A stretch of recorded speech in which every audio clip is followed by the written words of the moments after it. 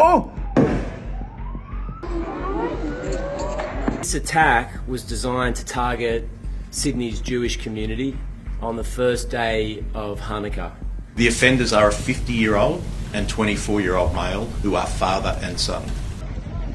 This was a massacre, a pogrom, here in our city, here at one of our most cherished landmarks, Bondi Beach. 16 precious lives taken for no reason.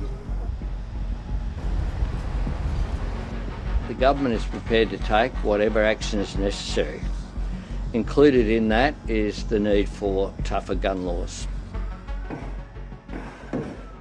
Australia has been left heartbroken and shaken after one of the deadliest mass shootings in its history, as communities across the country mourn the victims of the Bondi Beach attack and struggle to comprehend how such violence could unfold at a peaceful religious celebration.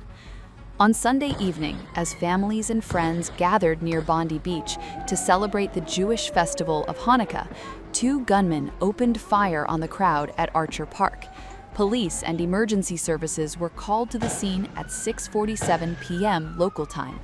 By the end of the night, at least 16 people were confirmed dead, including one of the alleged attackers, and dozens more were injured. News of the attack spread rapidly, prompting an outpouring of grief nationwide. Flags were lowered to half-mast across Australia, while flowers, candles, and handwritten messages were laid near the shooting site.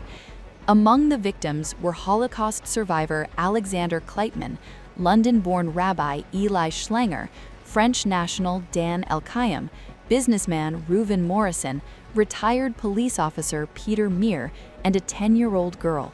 Police said the oldest victim was believed to be 87 years old.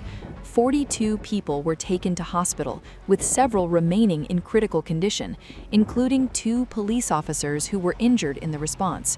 For residents who witnessed the chaos, the trauma feels unreal. 76-year-old retiree Bev Early, who was in the Bondi area at the time, described the experience as completely surreal. Oh, it's just completely surreal. It's just the most horrifying thing that always prayed that would never happen. You know, that you'd never have to experience anything like this. I just keep on thinking that I'm in a bad dream and I'm going to wake up. It just, we're sitting in the lounge room, and all of a sudden there was this complete stranger standing at my back door. He didn't make any attempt to force his way in or anything. He was just standing there, and my partner said, "What's happening? Why are you standing there?" And he said, "I've just been shot at. We've been shot at." And then I could hear the bullets outside, just continual rounds of bullets. And it turned out that this young man was an Uber driver. He was picking up a couple and he was putting their bags. He was parked in my driveway, and so and he was being shot at. And so he'd run up the driveway and he sat in our lounge room for about an hour and a half while we watched everything unfold on television, because Others in the community echoed that sense of disbelief and sorrow. Retired local Lisa Sampson said the area had left the area engulfed in grief. Well, I think it's a terribly sad day. The community is obviously mourning and in grief, and it's such a tragedy and so unexpected, and such an act of incredible. It's caused a lot of destruction, and I think there are a lot of many people, many families who are going to be impacted for a long time. Leaders from across Australia condemned the violence, while interfaith groups and community organizations organized vigils and offered support to those affected. The Jewish community in particular has spoken of deep pain and fear, as police confirmed they are treating the attack as an act of terrorism. Victim support volunteer Laura Walkerton described the shooting as an attack on humanity and a direct assault on the Jewish community. While expressing hope for Bondi's resilience, she urged Australians not to move on too quickly. Bondi will bounce back.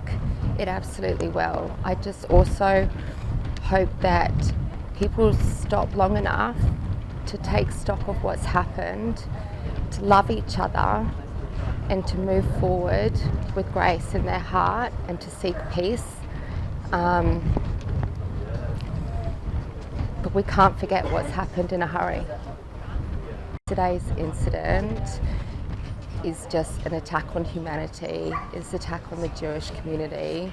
There's absolutely no need for anyone in this world to do the things that happened here. And my heart goes out to all the victims, their families, and the journey that they're now going to be on to heal from what's happened.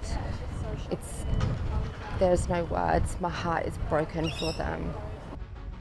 As investigations continue and the nation mourns, Australians are united in grief, reflection, and solidarity. The Bondi Beach shooting has not only scarred a community, but has also forced a country to confront profound questions about safety, hatred, and how to heal after unimaginable loss.